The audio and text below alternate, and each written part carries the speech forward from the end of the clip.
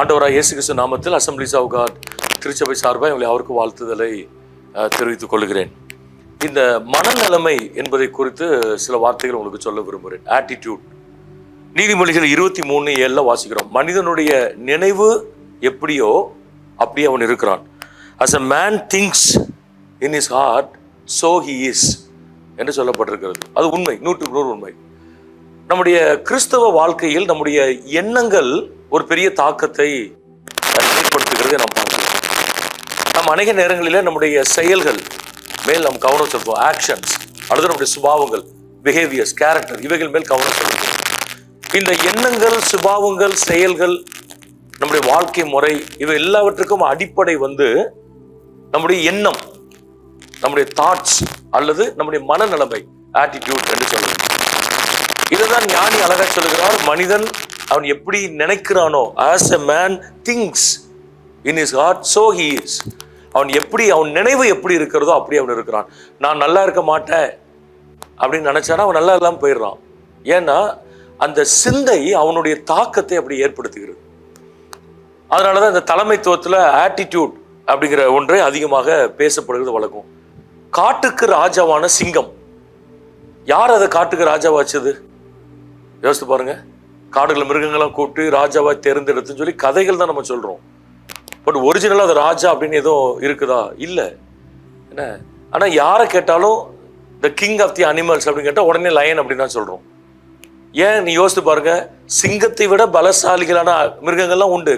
Wild போ உண்டு, காட்டெருமை உண்டு, எலிஃபென்ட் உண்டு, யானை உண்டு. என்ன யானைலாம் அப்படியே சிங்கத்தை என்ன செஞ்சிடும்? தூக்கி வீசிடும். சிங்கத்தோட பலசாலி, அது ஸ்ட்ராங்கஸ்ட் அனிமல் தான். ஆனால் இந்த சிங்கத்தை தான் ராஜான்னு சொல்கிறோம். அதுக்கு காரணம் என்னன்னா அதோட ஆட்டிடியூட், அதோடைய மனநிலைமை. ஒரு சிங்கம் ஒரு சாதாரணமான ஒரு இறைக்கு சண்டை போடாது. அதுக்கு பயங்கர பசி இருந்தால் வேட்டையாடும். அதை வேட்டையாடி உன்னை சாப்பிடணும்னு நினைச்சிட்டா எவ்வளோ பெரிய மிருகமாக இருந்தாலும் அதை அடித்து சாப்பிட்ரும். அதே நேரத்தில் அதுக்கு பசி இல்லைன்னா அமைதியாக போயிட்டு இருக்கும். பேசாமல் என்ன செஞ்சுருக்கோம்? போயிட்டு இருக்கும். நீங்கள் இந்த சில சேனல்ஸ்லாம் பார்க்கலாம். ஒரு பள்ளத்துக்குள்ளே விழுந்த ஒரு மான் குட்டியை பெரிய மான் வெளியே நின்று பரதாம கத்திட்டு இருக்கும். சிங்கம் உள்ளே இறங்கி அந்த மானை கவ்வி கொண்டு வெளியே விட்டுட்டு பேசாமல் போகும். ரியலாக நடந்ததை ஷூட் பண்ணிலாம் சொல்கிறாங்க. ஸோ இதுக்கெல்லாம் காரணம் என்னது? ஆட்டிடியூட், மனநிலைமை. பாருங்க, என்னாகமம் 13 அதிகாரத்தில் வாசிக்கிறோம். ஆண்டவர் மோசையை பார்த்து சொன்னாரு, நான் என் ஜனங்களுக்கு கொடுக்க போகிற தேசத்தை வேவு பார்க்கறதுக்கு ஒரு கோத்திரத்துக்கு ஒரு ஆள் என்று எடுத்து நீ 12 பேரை அனுப்புன்னு சொன்னார். இந்த 12 பேர் என்ன செஞ்சாங்க? போனாங்க. போயிட்டு உங்களுக்கு தெரியும் சம்பவம். 10 பேர் நெகட்டிவ் ரிப்போர்ட் கொடுத்தாங்க. 2 பேர் தான் என்ன செஞ்சாங்க? பாசிட்டிவ் ரிப்போர்ட் கொடுத்தது. நீங்க என்னாகமம் 13 வருஷத்தை என்ன செய்யலாம் பார்க்குறேன். அங்கே அவங்க சில பொருட்கள்லாம் கொண்டு வந்தாங்க. அவர்கள் தேசத்தை சுற்றி பார்த்து 40 நாள் சென்ற பின்பு திரும்பினார்கள். அவர்கள் மோசையை நோக்கி, நீர் எங்களை அனுப்பின தேசத்திற்கு நாங்கள் போய் வந்தோம். அது பாலும் தேனும் ஓடுகிற தேசம். அதுதான் அதனுடைய கனிகள்லாம் எடுத்துட்டு வந்திருக்கிறாங்க. ஆனாலும் அந்த தேசத்தில் குடியிருக்கிற ஜனங்கள் பலவான்கள், பட்டணங்கள் அர்ணிப்பானவைகளும் மிகவும் பெரியவளுமாய் இருக்கிறது. அங்கே ஏனாக்கின் குமாரரை கண்டோம். அமலேக்கிய தென்புறமான தேசத்தில் குடியிருக்கிறார்கள். ஏத்தியர், எபூசியர், எமோரியர் மலைநாட்டிலே குடியிருக்கிறார்கள். கானானியர் கடல் அருகிலே அவர்கள் குடியிருக்கிறார்கள். இதெல்லாம் இந்த 10 பேர் சொன்ன ஒரு ஐயா, நீங்க சொன்னபடி லேண்டு நல்லதா இருக்கு. இந்த பாருங்க, ஃப்ரூட்ஸ் எல்லாம் உணர்ந்துருக்கும். ஆனா நம்ம நினைக்கிற மாதிரி போய் அவ்வளோ ஈஸியெல்லாம் அதை பிடிக்க முடியாது. ஏன்னா ஏனாக்கி இருக்கிறாங்க, ஏத்தி இருக்கிறாங்க, கானானியர் அங்கே இருக்கிறாங்க. அப்போதான் காலை யோசுவா சொன்னாங்க, நாம் அதை போய் சுதந்திரித்துக் கொள்ளலாம், நாம் அதை எளிதாய் ஜெயித்து கொள்ளலாம். என்ன நீங்கள் பார்த்தீங்கன்னா ஒரு டூ டிஃப்ரெண்ட் கான்ட்ரவர்ஷியல் வியூஸ் அங்கே வருது. முரண்பாடான ஒன்று. ஒருத்தன் முடியவே முடியாதுங்கிறான், ஒருத்தன் ஈஸியாக செஞ்சிடலாங்கிறான். காரணம் என்ன? 12 பேரும் ஒரே லேண்டு தான் போனாங்க, ஒரே கனியை தான் கொண்டு வந்தாங்க. காரணம் என்ன அப்படின்னா, இந்த 10 பேர் நெகட்டிவாக பார்த்தாங்க. அதை தான் நான் சொல்ல விரும்புகிறேன். ஆட்டிடியூட். நீங்க ஆண்டவர் என்ன பண்ணார் அப்படின்னா, அந்த புறப்பட்ட சந்ததியில யோசுவா காலேபை தவிர வேற யாரையும் என்ன செய்யல ஆண்டவர் இந்த கானானுக்குள் அவர் விடல. ஸோ நம்ம நல்லா கவனிக்கணும். யோசுவாவும் காலேபும் அந்த தேசத்தில் இருக்கிற கனிகளை தான் பார்த்தாங்க, ஆசீர்வாதத்தை பார்த்தாங்க. என்ன? They saw the fruits in the land, the blessings in the land. அந்த தேசத்தில் இருக்கிற ஆசீர்வாதமான கனிகள், ஆசீர்வாதத்தை பார்த்தாங்க. 10 பேர் என்ன பார்த்தாங்க? they saw the problems in the land. அந்த நிலத்தில் இருக்கிற பிரச்சனையை பார்த்தாங்க. நீங்க எப்பவுமே பாருங்க, நம்முடைய பார்வையில பிரச்சனையும் பார்க்கலாம், ஆசீர்வாதத்தையும் நம்ம என்ன செய்யலாம், நம்ம பார்க்கலாம். இந்த 2 பேர் ஆசீர்வாதத்தை மட்டும்தான் என்ன செஞ்சாங்க, அவங்க பார்த்தாங்கன்னு இருக்கும். இன்னொரு காரியம் என்னன்னா, அவங்க 2 பேருமே நாம் கர்த்தருடைய கரத்தில் இருக்கிறோம் அப்படின்னு பார்த்தாங்க. they saw themselves in God's hand. கர்த்தருடைய கரத்தில் நம்ம இருக்கிறோம்னு பார்த்தாங்க. ஆனா இவங்க 10 பேரும் they saw themselves as a weak and small. ஏனாக்கேரின் புத்திரர், எபூசியர், ஏத்திரியர், மலையில குடியிருக்கிற கானானியர், இவங்களுக்கு முன்னாடி நம்ம எல்லாம் ஒண்ணுமே இல்லை. they saw themselves as weak and small. அந்த பார்வை. அப்போ யோசுவா காலேப் என்ன சொல்றாங்க, ரைட்டு, அவங்க பார்வையில நம்ம சின்ன ஆட்கள் தான், நம்மளோட அவங்க பலசாலிகள் தான். ஆனா நாம் கர்த்தருடைய கரத்துல இருக்கிறோம். கர்த்தர் நம்மோடு கூட என்ன செய்கிறார், அவர் இருக்கிறார். ஸோ அவர் நமக்காய் பெரிய காரியங்களை என்ன செய்வார், செய்வதற்கு அவர் போதுமானவராய் இருக்கிறார் அப்படிங்கிறத அவங்க என்ன செஞ்சாங்க, பார்த்தாங்க. இவர்களுக்கு விசுவாச கண்கள் இருந்தது, அவர்களுக்கு அவிசுவாசம் இருந்தது. அதான் பிரச்சனை என்ன. ஸோ நம்ம வாழ்க்கை, இது ஒரு உதாரணத்துக்கு இந்த பகுதி எடுக்கிறோம். நீங்க வாழ்க்கையில நிறைய மனிதர்கள், பரிசுத்தவான்கள் கடந்து போன வாழ்க்கையை பாருங்க. இந்த நெகட்டிவிட்டி, இந்த எதிர்மறையான அந்த சிந்தனை அல்லது மனநிலைமை நமக்கு வரக்கூடாது. அதாவது வாழ்க்கையில பிரச்சனை வரும், போராட்டம் வரும், பண பிரச்சனை வரும், மன அழுத்தம் வரும், குடும்பத்துல பிரச்சனை வரும், ஊழியங்களில் பிரச்சனை வரும், சோர்வுகள் வரும், இயலாமைகள் வரும், நம்மளால அதை செய்ய முடியுமா அப்படிங்கிற எண்ணங்கள்லாம் வரும். ஸோ இந்த மாதிரி நேரங்கள்ல நாம் ஆழமாக விசுவாசிக்க வேண்டியது, நாம் கர்த்தருடைய கரத்தில் இருக்கிறோம். யோசுவா காலேப் சொன்னதை மட்டும் நீங்க மனசுல வைத்துக் கொள்ளுங்க. நாம் என்ன செய்யலாம், எளிதாக அவைகளை நாம் என்ன செய்யலாம். அவங்க சொன்ன வார்த்தை தான். என்னாகமம் 13 வாசித்து பாருங்க, 30ஆம் வசனம். அப்பொழுது காலேப் மோசேக்கு முன்பாக ஜனங்களை அமர்த்தி, நாம் உடனே போய் அதை சுதந்திரித்துக் கொள்வோம், நாம் அதை எளிதாய் ஜெயித்துக் கொள்ளலாம் என்றான். அவனோடு கூட போய் வந்த மனிதரோ, நாம் போய் அந்த ஜனங்களோடு எதிர்க்க நம்மாலே கூடாது, அவர்களை நம்மை பார்க்கலும் பலவான்கள், நாங்கள் போய் சுற்றி பார்த்து வந்த அந்த தேசம் தன் குடிகளை பட்சிக்கிற தேசம், நாங்கள் அதில் கண்ட ஜனங்கள் எல்லாரும் மிகவும் பெரிய ஆட்கள், அங்கே ராட்சச பிறவியான ஏனாக்கியரின் குமார ராட்சசரை கண்டோம், நாங்கள் எங்கள் பார்வைக்கு வெட்டுக்கிளிகளைப் போல இருந்தோம், அவர்கள் பார்வைக்கும் அப்படியே இருந்தோம் என்று சொல்லி, இப்படியே இஸ்ரவேல் புத்திரருக்குள்ளே தாங்கள் சுற்றி பார்த்து வந்த தேசத்தை குறித்து துர்ச்செய்தியை பரப்பினார்கள். நீங்க நல்லா கவனிங்க, மெஜாரிட்டி ஜனங்கள் யார் சொன்னதை கேட்டாங்க, அந்த 10 பேர் சொன்னதான் கேட்டாங்க. காலேப் யோசுவா சொன்னதை அவங்க கேட்கல. கேட்க முடியாதபடிக்கு பிசாசு அவருடைய இருதயத்தை என்ன செஞ்சுட்டான், அவர்கள் மறைத்து விட்டான். ஸோ நம்ம ஒரு தீர்மானம் எடுக்கணும். நம்ம வாழ்க்கையில கடந்து போகிற எல்லா காரியங்களிலும் நமக்கு மன அழுத்தங்கள் உண்டு, சோர்வுகள் உண்டு. அந்த தீர்க்கதரிசியுடைய மனைவி தீர்க்கதரிசி வந்து கேட்கிறா எலிசாட்ட வந்து, ஐயா கடன் பயங்கர பிரச்சனை, கணவர் இறந்துட்டாரு, அவர் உண்மையான மனுஷன், தீர்க்கதரிசி ஊழியம் செஞ்சவர் நமக்கு தெரியும், இப்போ கடன்கார 2 பிள்ளைகளையும் தூக்கிட்டு போற வந்திருக்கிறாங்க, நான் என்ன பண்ணனையா எனக்கு அழுறா. தீர்க்கதரிசி என்ன பண்ணாரு, உன்னிடத்தில் என்ன இருக்கிறது, what is at your hand அப்படி கேட்டாரு. நம்ம சொன்னாங்க, ஒரு குடம் என்னதான் இருக்கு. உடனே ஒரு தீர்வு சொல்றாரு, அந்த ஒரு குடம் எண்ணெயை கொண்டு போய் நீ பக்கத்துல பாத்திரத்தெல்லாம் கேட்டு வாங்கி அதுல ஊத்து, நிரம்பினதை கொண்டு போய் வித்து நீ பழச்சிக்கோ போ அப்படின்னு சொல்லிட்டாரு. எத்தனை குடம் வாங்கு இன் டீட்டெயிலாம் சொல்லல.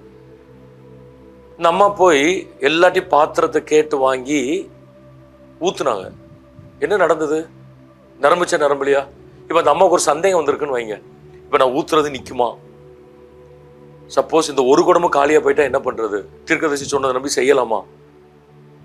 நான் என்ன தண்ணி மாதிரி இருக்காது, ஒட்டிக்கும் பாத்திரத்துல. இப்ப 4 பாத்திரத்தை ஊத்தி 4 ஒட்டிக்கிச்சு வீணா போச்சுன்னா என்ன பண்றது? நடக்குமா, வருமா, போகாதா? இந்த கேள்விகள் வந்து அந்த அம்மாவை நிறுத்தல. ஸ்ட்ராங்கா டிசைட் பண்ணாங்க, கர்த்தர் எதையாவது செய்வார். தீர்க்கதரிசி மூலமாய் கர்த்தர் ஒரு தீர்வை சொன்னார், கர்த்தர் எதையாவது செய்வார். அவளுடைய நேர்மறையான மனநிலைமை தான் அன்றைக்கு அவளுக்கு வெற்றியை கொடுத்தது என்பதை நாம் பார்க்கிறோம். ஸோ அதனால உங்களுடைய மனநிலைமை என்னன்னா அடிக்கடி சிந்திச்சு பாருங்க. எதிர்மறையான மனநிலை எதுவும் எனக்கு இருக்கிறதா, பயம் இருக்கிறதா, தோல்வி மனப்பான்மை எனக்குள் இருக்கிறதா, சந்தேகம் இருக்கிறதா, அல்லது நான் எதையாவது சந்தேக கண்ணோடு பார்க்கிறேனா, நானே எதையாவது யோசிக்கிறேனா, சத்துரு எனக்குள்ள ஏதாவது விதைக்கிறான். இதெல்லாம் நம்ம என்ன செய்யணும்? நம்ம சிந்தித்து நம்ம பார்க்க வேண்டும். தாவீது சொல்றாரு, நான் மரண இருளின் பள்ளத்தாக்கில் நடந்தாலும் பொல்லாப்புக்கு நான் என்ன செய்ய மாட்டேன், பயப்பட மாட்டேன். தேவரீர் என்னோடு கூட இருக்கிறீர், உமது கோலும் உமது தடியும் என்ன செய்யும், என்னை தேற்றும் அப்படின்னு சொல்றாரு. ஸோ அப்போ மரணத்திற்கு பக்கத்துல போனாலும் ஒருத்தர் நேர்மறையாக தான் என்ன செய்யறான், பேசுகிறான். நான் மரண இருளின் பள்ளத்தாக்கிலே நடந்தாலும் பொல்லாப்புக்கு நான் என்ன செய்ய மாட்டேன், நான் பயப்பட மாட்டேன். ஆண்டவர் என்னோடு கூட என்ன செய்கிறார், இருக்கிறது. அவருடைய கோலும் தடியும் என்னை தேற்றும். சங்கீதம் எல்லாம் வாசித்து பாருங்க. எனக்கு ஒத்தாசை வரும் பர்வதங்களுக்கு நேராய் என் கண்ணில் ஏறெடுக்கிறேன். வானத்தையும் பூமியும் படைத்த கர்த்தரிடத்திலிருந்து என்ன செய்ய வரும், எனக்கு ஒத்தாசை வரும் என்று சொல்லி அங்கே சொல்லப்பட்டிருக்கிறதை நம்ம பார்க்கிறோம். டாக்டர் மேக்ஸ்வெல் இந்த மனநன்மை குறித்து ரொம்ப அழகாக பேசுகிறாரு. நான் எங்கள் சர்ச்சில் லீடர்ஷிப்க்கு அதை டீச் பண்ணியிருக்கிறேன். ஸோ நீங்கள் நல்லா கவனிங்க. உங்களுடைய மனநிலைமை உங்களுடைய எதிரியாக மாறலாம், உங்களுடைய நண்பனாக இருக்கலாம். Your attitude is your worst enemy or your best friend. அது நம்ம மனநலம் தான். நீங்கள் திருத்த வேண்டியது சூழ்நிலைகளே கிடையாது. ஆண்டவர் தெளிவாக சொல்லியிருக்கிறார், நீ காற்றையும் பார்க்க மாட்டாய், நீ மழையையும் பார்க்க மாட்டாய், ஆனால் உன் பள்ளத்தாக்கு தண்ணீரால் நிரம்பும்னு சொல்லியிருக்கிறார். அது எப்படி நிரம்பும் நமக்கு தெரியாது. God may close several doors and open some unknown doors. நம்ம எதிர்பார்த்திருக்கிற சில வாசல்களை கர்த்தர் அடைக்கலாம். இந்த இடத்துல இருந்து நன்மை வரும் என்று நம்ம யோசித்திருப்போம், அந்த இடத்துல கர்த்தர் அடைக்கலாம். ஆனா நம்ம எதிர்பார்க்காத ஒரு வாசலை கர்த்தர் நமக்காக என்ன செய்யலாம், ஆண்டவர் திறந்து கொடுக்கலாம். ஸோ நம்முடைய வாழ்க்கையில நாம் எப்பொழுதுமே விசுவாசிக்க வேண்டியது, கர்த்தர் என் பட்சத்தில் இருக்கிறார், நான் ஒரு நாளும் என்ன செய்கிறதில்லை, அசைக்கப்படுகிறதில்லை. மனுஷன் எனக்கு என்ன செய்வான் என்பதை நாம் ஆழமாக சிந்திக்க வேண்டும். நம்முடைய மனநிலைமை தான் வெற்றிக்கும் தோல்விக்கும் இருக்க பெரிய வித்தியாசம். அவர் attitude is a major difference between success and failure. So நம்ம வாழ்க்கையில நான் தோற்று போயிடுவேன், இது வராது, இது கிடைக்காது, இது நடக்காது, இது இப்படிலாம் நீங்க நிறைய பேர் பேசுவான். நானே வாழ்க்கையில் நிறைய பார்த்துருக்கிறேன், ஊழியங்களையும் பார்த்துருக்கிறேன், தனிப்பட்ட வாழ்க்கையில் பார்த்துருக்கிறேன். சில காரியங்கள் நடக்காதே போல தோன்றும், கிடைக்காதே போல தோன்றும். அந்த மாதிரி நேரங்கள்லாம் கர்த்தரை நம்ம பிடித்து கொள்ளணும். ஆண்டவரே, நாங்கள் உண்மை நம்பி இருக்கிறோம். சங்கீதக்காரன் சொல்லுகிறதை போல எங்களுக்கு ஒத்தாசை வருகிற கண்மலையை நோக்கி நாங்கள் பார்க்கிறோம். வானத்தையும் பூமியும் உண்டாக்கின கர்த்தரிடத்திலிருந்து எங்களுக்கு உதவிகள் வரும் என்று நாங்கள் விசுவாசிக்கிறோம் ஆண்டவரே என்று நம்ம சொல்லும் பொழுது, நாம் எதிர்பாராத சில வாசல்களை கர்த்தர் நமக்கு திறக்கிறதை நம்மால் என்ன செய்ய முடியும், அனுபவிக்க முடியும். நம்ம மூளை சில காரியங்களை யோசிக்கும், தவறு கிடையாது. நம்முடைய மூளை சில வாய்ப்புகளை யோசிக்கும். ஆனா அந்த வாய்ப்புகள் எல்லாம் நடக்குமான்னு தெரியாது. நாம் யோசிக்கிற வாய்ப்புகள் எல்லாம் கர்த்தர் திறந்து கொடுக்கிற வாய்ப்புகள் நம்ம நினைச்சிடக்கூடாது. நாம் யோசிக்கிற வாய்ப்புகள் ஒரு பக்கம் இருந்தாலும் அமைதியா ஜெபம் பண்ணிட்டு, ஆண்டவரே நீர் எங்களுக்கு என்ன வாசலை திறக்கிறீங்க ஆண்டவரே, அது எங்களுக்கு காண்பியும் அப்படிங்கிற ஜெபத்தை பண்ணணும். உமக்கு சித்தமில்லாத வாசல்களை அடையும், உமக்கு சித்தமான வாசல்களை மட்டும் எங்கள் வாழ்க்கையில திறந்து வைங்க அப்படின்னு சொன்னா, ஆண்டவர் ரொம்ப அழகா சில வாசல்களை அடைச்சு சில வாசல்களை நமக்காக என்ன செய்வார், கர்த்தர் திறப்பதற்கு ஆண்டவர் போதுமானவராய் அவர் இருக்கிறார். ஸோ கர்த்தரை நம்ம வாழ்க்கையில கடைசி என்ன செய்வோம் நம்ம. அதனால நான் திரும்ப சொல்றேன், நம்முடைய சந்தோஷமும் நம்முடைய சமாதானமும் சூழ்நிலைகளில் இல்லை, நம்முடைய மனநிலைமையில் இருக்கிறது. நம்முடைய வெற்றியும் தோல்வியும் சூழ்நிலைகளில் இல்லை, நம்முடைய மனநிலைமையில் என்ன செய்கிறது, இருக்கிறது. நம்முடைய வாழ்க்கையின் உயர்வும் தாழ்வும் யாரையோ சார்ந்ததில்லை, அது கர்த்தர் நமக்கு கொடுத்திருக்கிற நம்முடைய மனநிலைமையில் இருக்கிறது. அதுதான் உன்னிடத்தில் என்ன இருக்கிறது. ஆண்டவர் அதானே கேட்டாரு. அவ்வளவு பேர் உட்கார்ந்து இருக்கிறாங்க, இவளை அனுப்புனா வழியில சோர்ந்து போவாங்க, புசிக்கிறதுக்கு உங்களிடத்தில் என்ன இருக்கு, உங்களிடத்துல என்ன இருக்கிறதுன்னு கேட்டார். தாம் செய்ய போகிறதை அறிந்தும் அப்படி கேட்டார், உங்கள்ட்ட என்ன இருக்குன்னு கேட்டார். அவங்கெல்லாம் ஆளாளுக்கு சொன்னாங்க, எப்படி இவ்வளவு 200 பணம் இருந்தாலே பத்தாத, எல்லாம் நெகட்டிவா தான் பேசணும், ஒருத்தவங்க கூட பாசிட்டிவா பேசல. ஒரே ஒரு ஆள் தான் சொன்னாரு, ஆண்டவர் உங்க சின்ன பையன் வச்சிருக்கிற 5 அப்போ 2 மீன், அது எப்படி இவ்வளவு பேருக்கு பத்தும். ஆண்டவர் எப்பொழுதுமே நம்மிடத்தில் இருக்கிற ஒரு சின்னதை எடுத்து அதை பெருசாக அதை மாற்றி நம்முடைய கண்களை ஆச்சரியப்பட கர்த்தர் வைப்பார். ஸோ உங்க வாழ்க்கையில் நீங்க சோர்ந்து போயிருந்தா, பலவீனத்தில் இருந்தா, எதிர்மறையான சிந்தனை இருந்தா, கர்த்தர் உங்களோடு கூட பேசுகிறார். நீங்க ஆண்டவரை நோக்கி பாருங்கள், கர்த்தர் நிச்சயமா நமக்கு என்ன செய்வார், நாம் எதிர்பாராத வாசல்களை நமக்காக திறந்து கொடுத்து நம்முடைய கண்கள் ஆச்சரியப்படுகிற, கண்கள் விரிவடைகிற ஒரு அற்புதத்தை நமக்கு செய்வதற்கு கர்த்தர் போதுமானவராக இருக்கிறார். கண்ணில் முடி ஜெபம் பண்ணுவோம். ஆண்டவரே, இந்த வசனத்தை கேட்ட நம்முடைய பிள்ளைகளுக்காக ஜெபிக்கிறோம். கர்த்தருடைய கரம் அவர்கள் மேல் இருக்கட்டும்.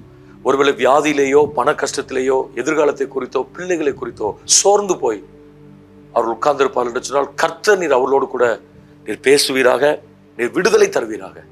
உடைய ஆளுகை அவர்களோடு கூட இருக்கட்டும் ஆண்டவரே. உடைய கண்கள் திறக்கப்படட்டும். நல்ல மனநிலைமையை கர்த்தர் நீர் தாரும். இயேசு நாமத்தில் ஜெபிக்கிறோம் நல்ல பிதாவே. தேங்க்யூ. God bless you.